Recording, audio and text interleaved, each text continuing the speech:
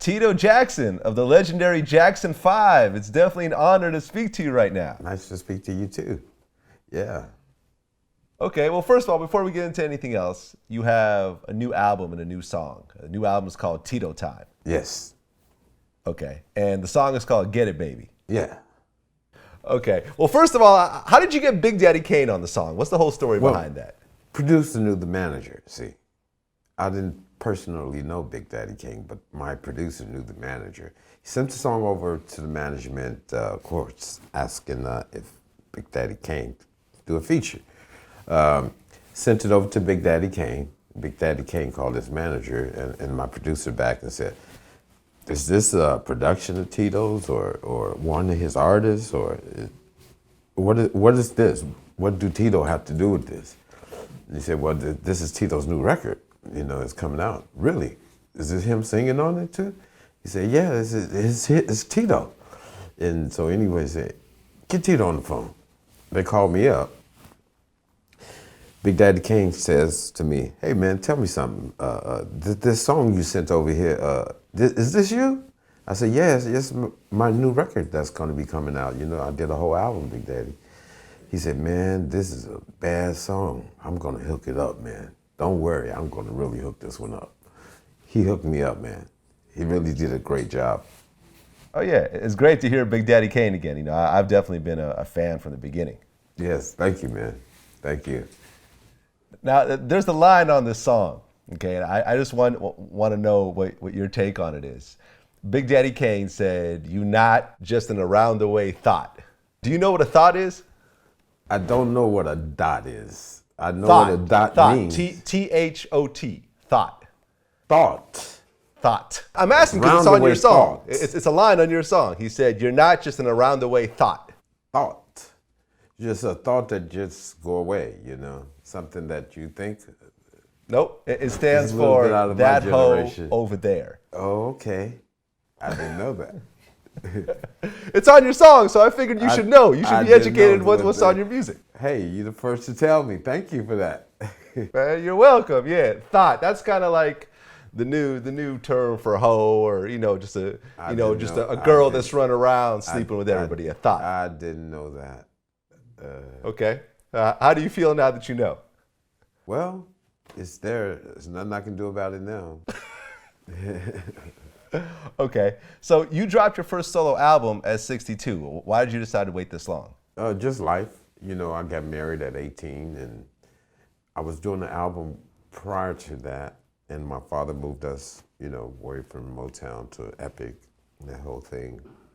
I had babies. And I thought, why chase a solo career? I'm busy as heck with the Jackson 5. Plus, I got to be a father, raise these 3 boys I'm having, and be a husband too. And a Tito Jackson career, on top of that, just wouldn't allow me the time. So I chose to be a father and do all the things fathers do. And I said to myself, I will always have time to do a career. And, now it's Tito time. I got the time now. I think it's great that, the work that you did as a young man allowed you financially to have the time to raise your children. Absolutely. Did it when the time was necessary and did what was necessary. Originally, before the Jackson 5, it was like the Jackson 3. It was you, Jermaine, and Jackie. That's correct. Okay, now how did you guys, why did you guys decide to form this musical group initially? Well, our TV had broken down, and we used to sing a lot of country and western with my mother because she loved that music, and we harmonized with her, and my father played guitar and with his brother. Every weekend they play, and I sit there and just stare and stare and stare, and he knew we loved that guitar, and so he used to say before he went to work, he put it away in the closet in the case and tell us, sit us on the couch and point his finger, don't you touch my guitar when I'm at work. So of course, children, that means you can touch my guitar while I'm at work. That's what I heard, So I was playing this guitar for many, many, many months, and my mother would let me play it. She knew I wasn't supposed to play it, but she thought I was making progress and whatever. So one day I broke the string, and I didn't know what to do about it. I didn't know how to change the string. I didn't know what string I broke or whatever. Couldn't even buy one. He came home, saw the string broke, and was really upset about it, man. He took care of my ass, and then he sat me down and put the guitar in my lap and said, "Show me what you know." So here I am playing this guitar and crying. You know, I'm about like 7, 8 years old. And he looked at me and said, "Dang, you playing just as good as me." So he gave it to me. He gave me the guitar right there on the spot, and bought himself another guitar, a better one, of course. But I still have that original guitar. Wow. Yeah, so he said, he gave me the guitar. He said, "I want you to learn every song on the radio."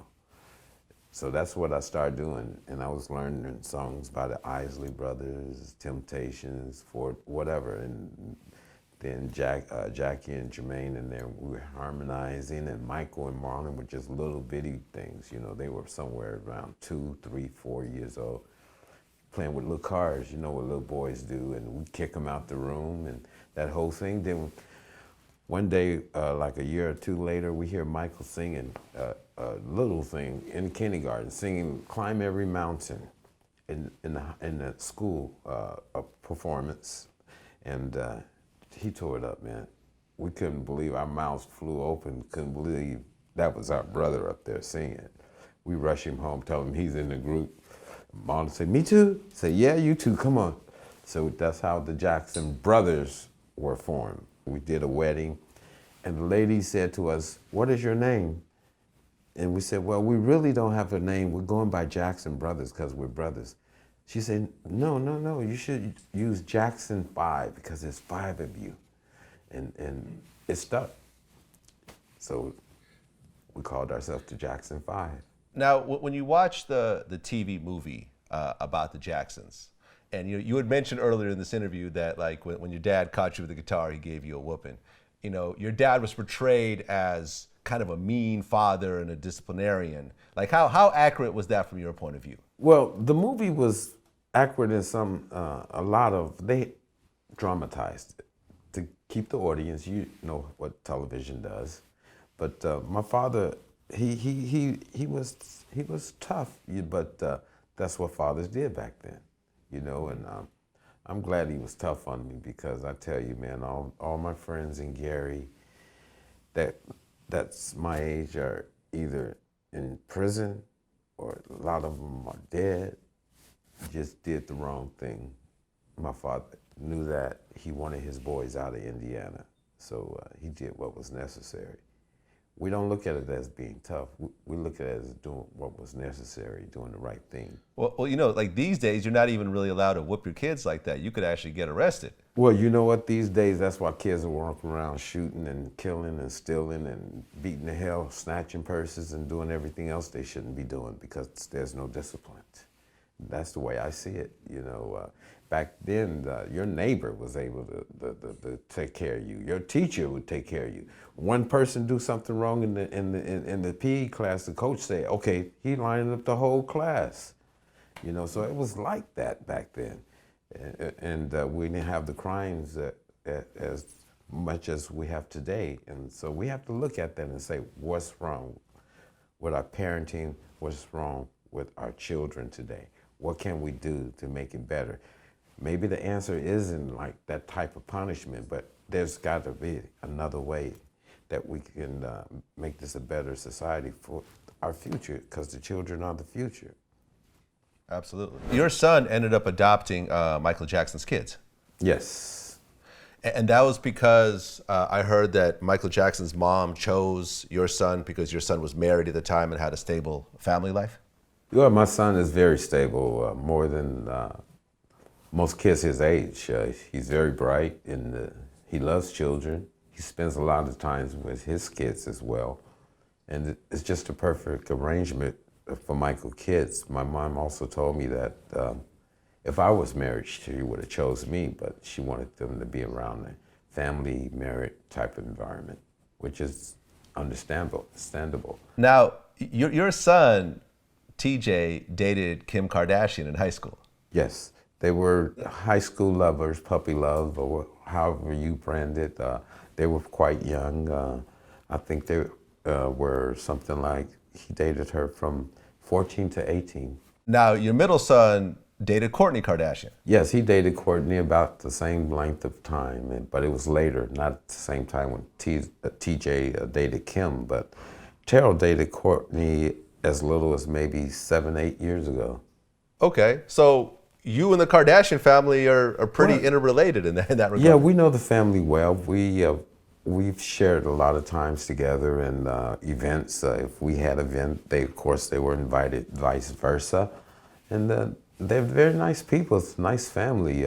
Calabasas is a very small community, and a lot of people live there and has lived there, from your Britney Spears to some of your top athletes. But it's a small community. Yeah, I actually live in Calabasas. I'm speaking to you from okay. Calabasas right now. Well, you know. Okay. I already know. Now, I guess the Kardashians would babysit TJ's kids or something like that? Yeah, they were like their friends, and that's, California love relationships. Just because people don't break up or they're not in this loving relationship, they still remain friends, and so they share a lot of times together. They go to movies or picnics with the kids. They go to each other kids' birthday parties and that whole thing, because they all grew up together. So your kids could have ended up as Scott Disick and Kanye West. Very much so. But my boys wanted to do their music, and I guess they concentrated on the music than the love. Sure. How do you feel about the Kardashian success these days? Oh, I think it's tremendous. I think they have done a tremendous job. And for that family to still be going strong today, it's just a great thing to see that it can be accomplished. And I take my hat off to them. Now, the Jackson 5 had always changed members, because right now there is no Jackson 5 because there is no Michael. But what was the lineup over the years in terms of the other Jackson brothers?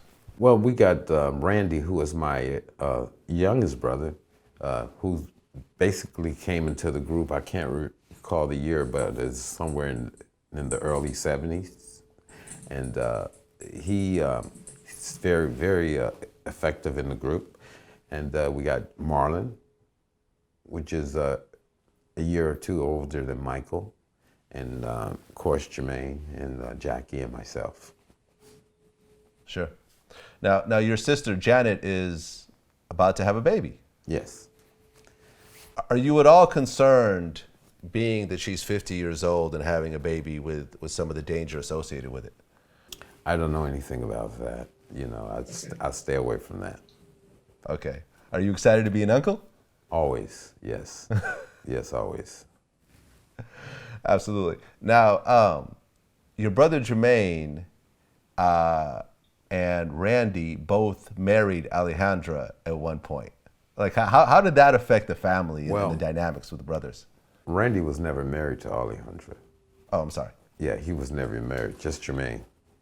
Okay, Yes. but they both had children with Alejandra. Randy had a few, and Jermaine was married to Alejandra. Okay.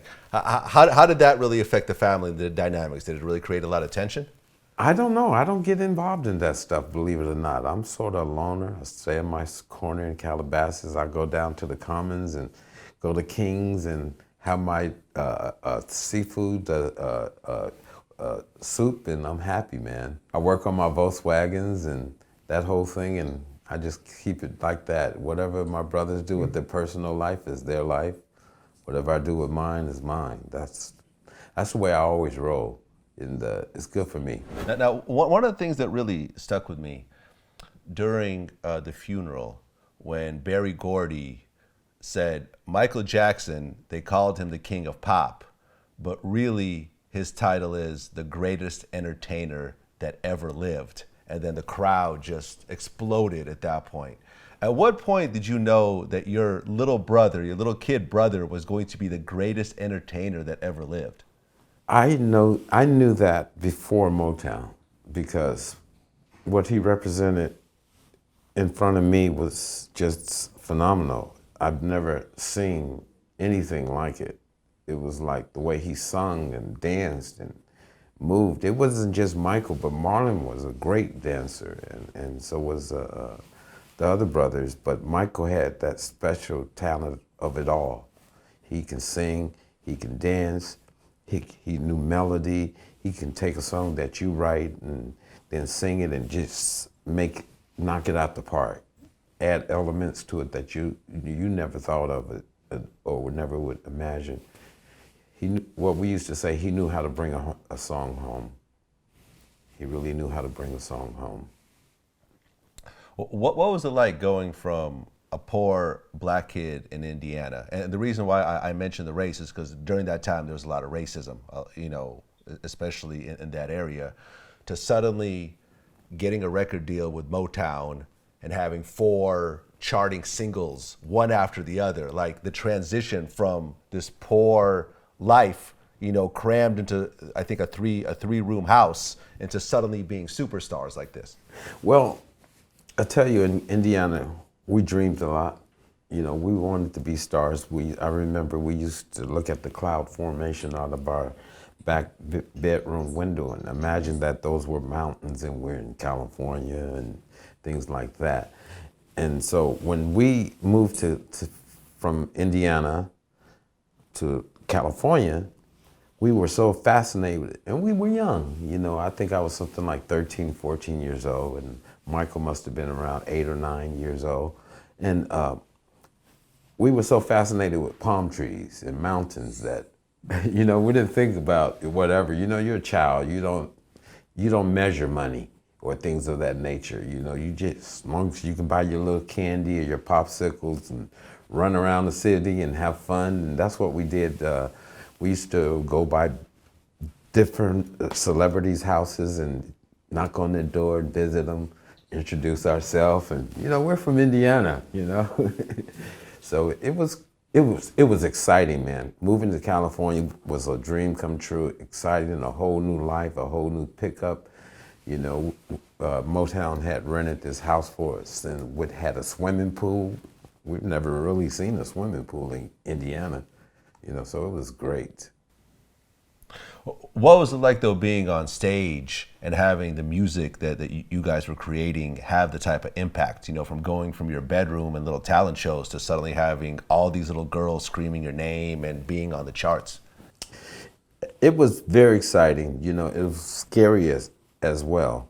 I remember that we used to go on to shows and we'll barely get through the first number, and we couldn't finish the show because of the girls and the excitement. We would pile into a Volkswagen Bug and basically do our escape from there. And we didn't really realize how much of an impact we had made on the music scene until we were older and was able to measure and read and really understand that.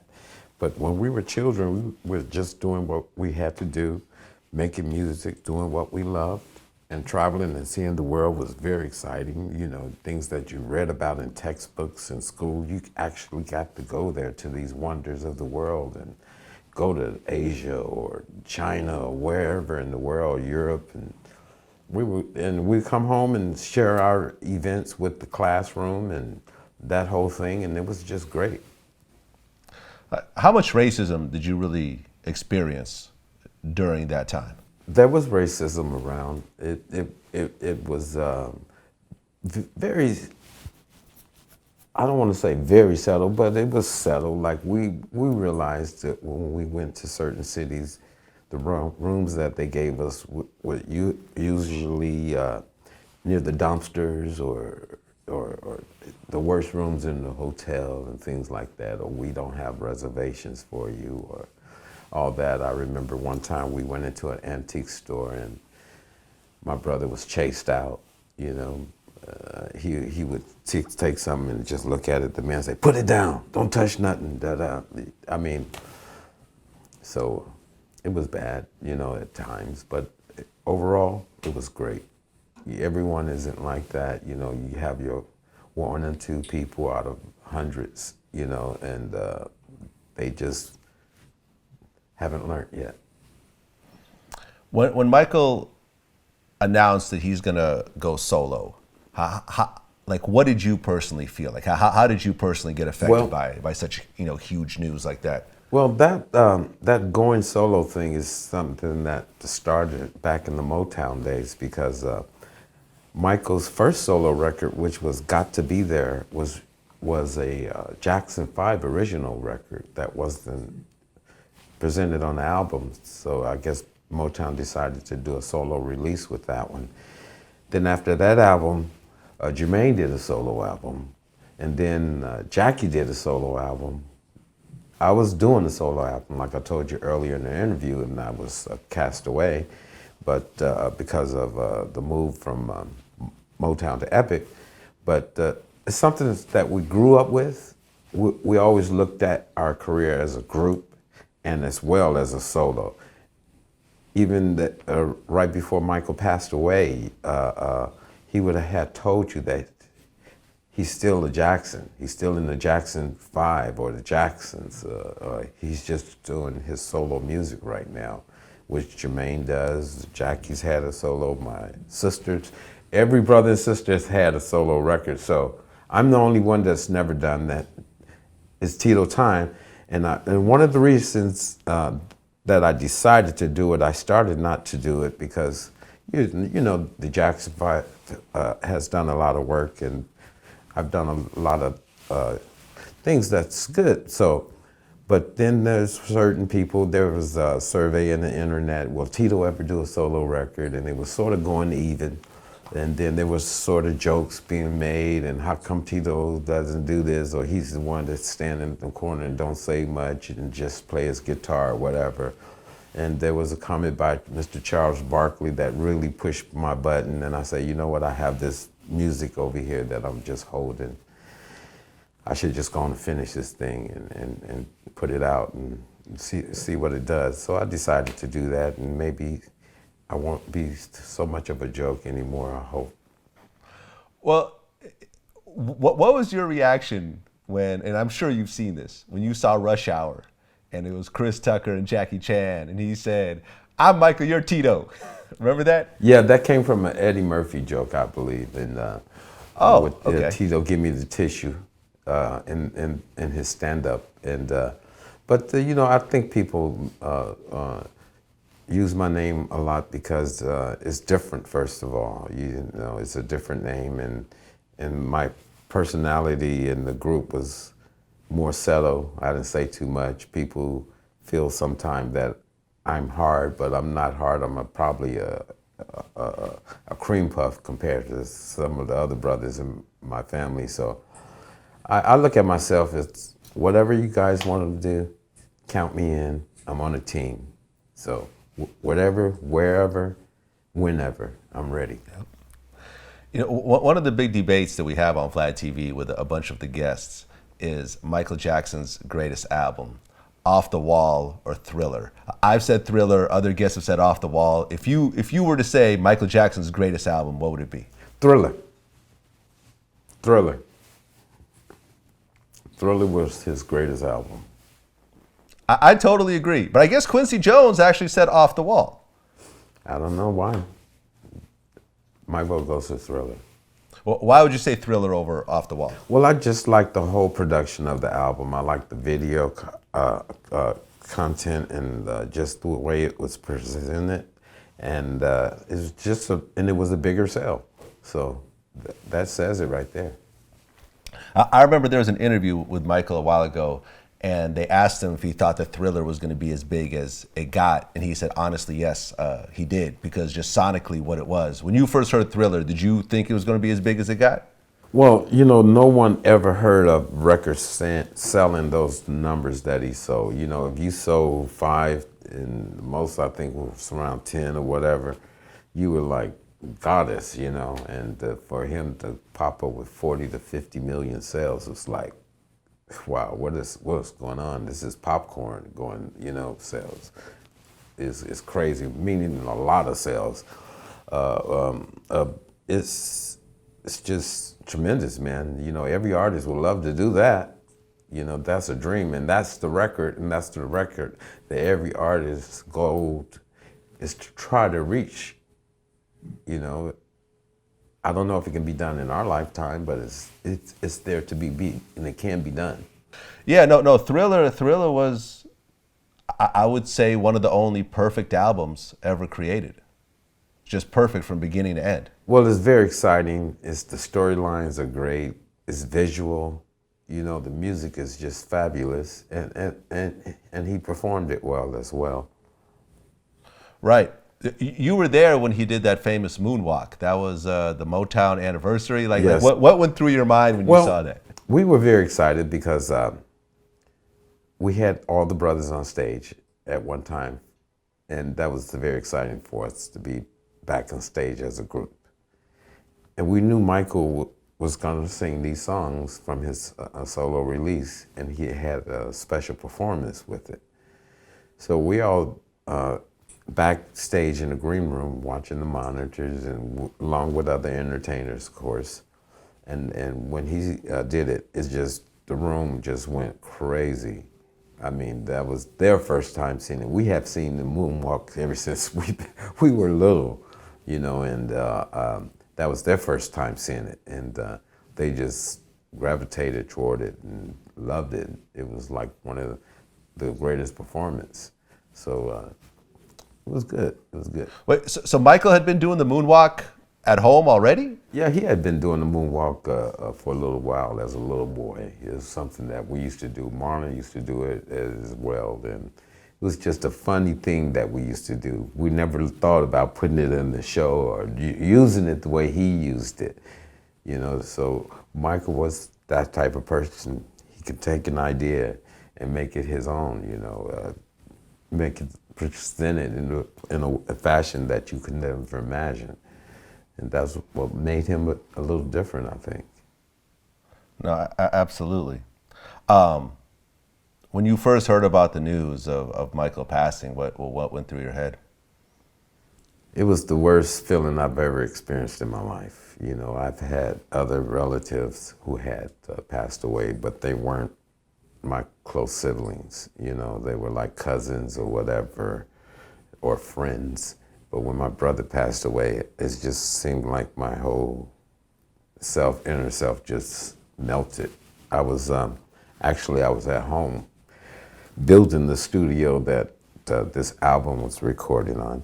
And my son called me and he said, Dad, is it true what they're saying on the news about Uncle Michael? I said, what they saying, son? He said they just rushed him to the hospital under cardiac arrest. And I said to him, I said, I don't know, let me find out. And so I immediately called my mom and to find out, turned on the news and saw what was going on. And I couldn't get her. So then I get a call back from my cousin, which is her chaperone. And he said, your mother would like for you guys to come to the hospital right then, right now. So of course, you know, I'm all drenched in carpenter clothes or whatever, so I'm looking like a bomb. So I take 5 minutes to dress myself, go to the gas station because I got to go to LA. And on my way there, my sister Janet calls me and she says, Tito, are you driving? And right then I knew that she was gonna like give me some really, really bad information. And that's when I found out that my brother had passed away. And it was saddest day of my life still.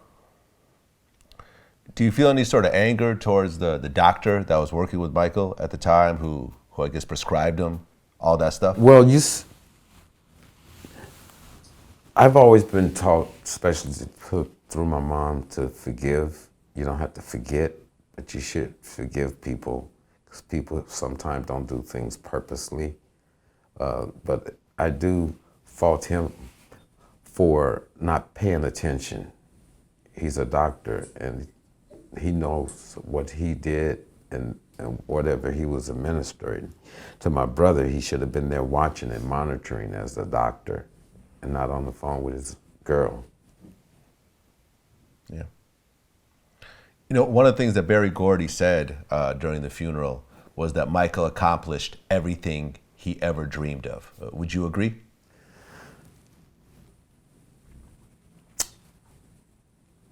No, because Michael was the type of person, he was a visionary, and Michael saw a brighter star. he saw a brighter star, and he's always imagining bigger and bigger and bigger. So I can imagine him thinking that way. Maybe Mr. Gordy felt that, but the thoughts of Michael Jackson, the scale just has no limit. So. Well, I mean, at the time of his passing, Michael Jackson was the most famous person on the planet. Yes, yes. And he's still pretty much the same thing today.